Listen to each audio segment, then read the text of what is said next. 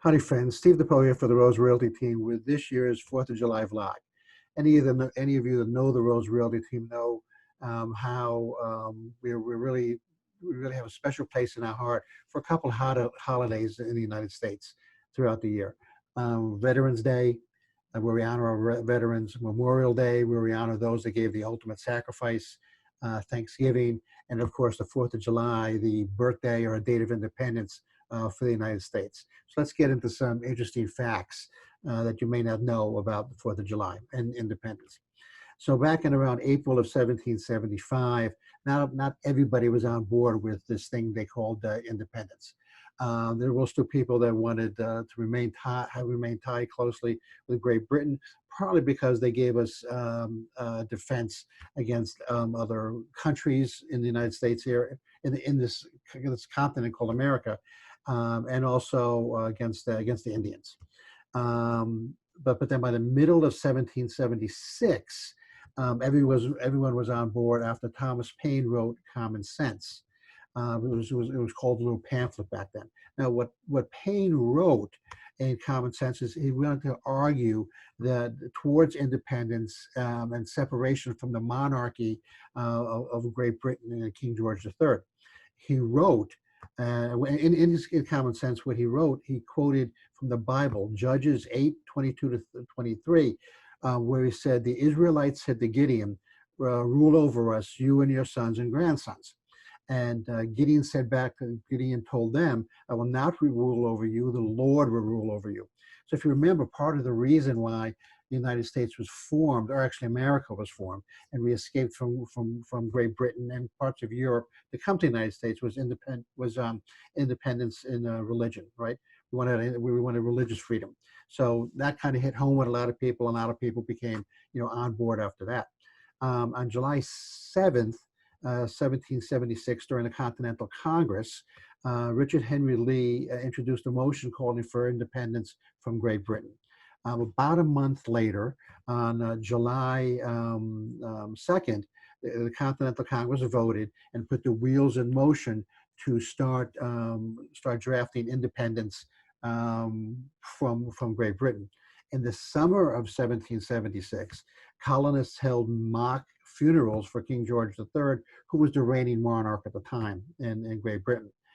General George Washington, on the other hand, when it was announced that we had announced our independence from Great Britain, he gave his soldiers double rations of rum, which I guess was, a bonus at the time.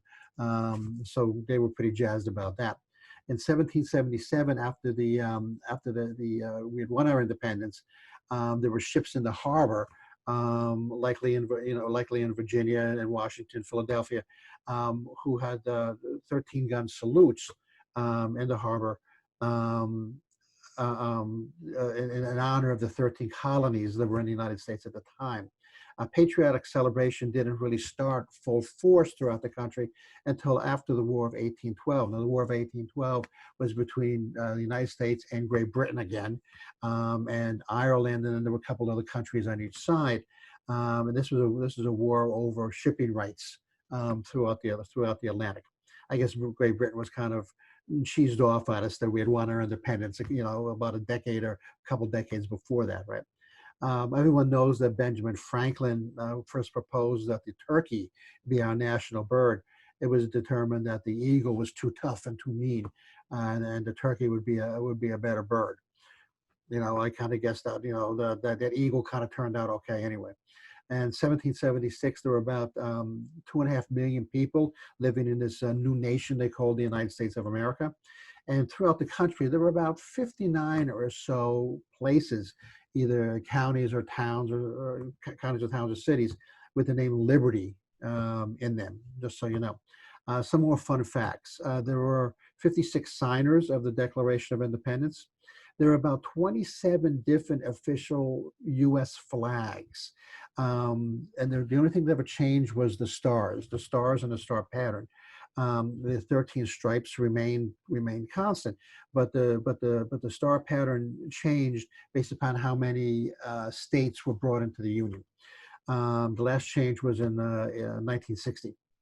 An estimated $5.4 million is spent on flags every year. Most of them coming through China, and I'm kind of betting that that's going to stop pretty soon.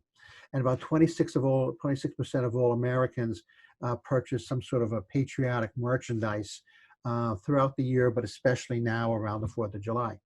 78% of all adults identify as extremely proud or very proud of the armed forces. I would have expected that to be a little bit higher.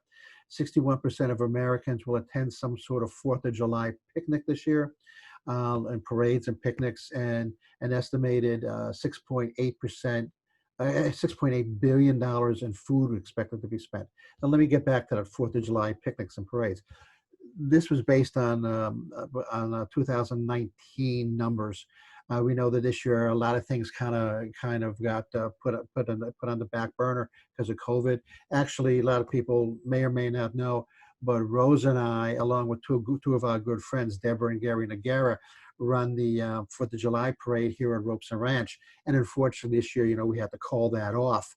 A lot of people were upset about that because Ropes is a very patriotic community, but we thought that was the best thing, considering we didn't know where people were going to come from to join the parade, and distancing would be a nightmare.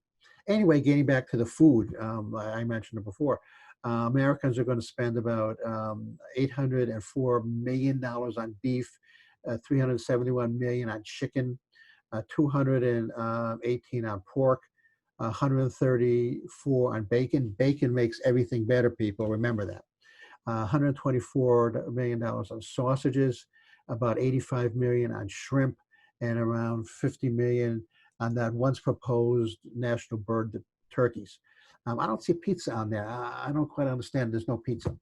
Anyway, the 4th of July is America's top beer drinking holiday. Go figure. If you've ever attended one of the Rose Realty Team or the Depot 4th of July picnics, the beer is the top drinking holiday in the United States for 4th of July. They're going to spend about $1 billion on beer and around 568 million on wine. So those are some fun facts for 4th of July.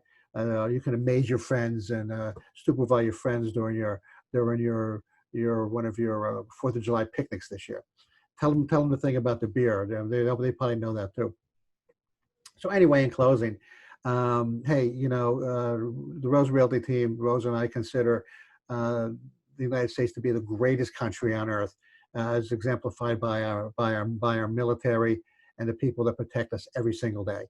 So our hats go off to them. We wouldn't want to be in any other country besides the United States. Otherwise, we would have left a long time ago. But and so would you. So we just want to say thank you. God bless you. God bless the United States. This is Steve DePoe from the Rose Realty Team. I'm going to bounce on out here.